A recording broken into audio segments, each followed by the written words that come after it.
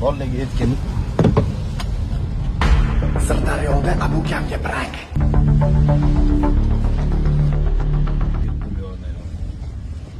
Bu yo'ldan chiqib, borligi aytgan. Iyice. Tushib ketdi.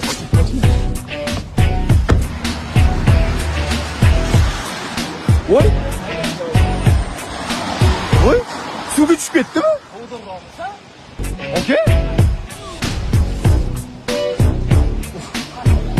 Voy onasi deyapsan. Men shu borligini bilmadim. Xudo haqqi. Telefon ko'rmadinglarmi? Rostdan ko'rmadinglarmi?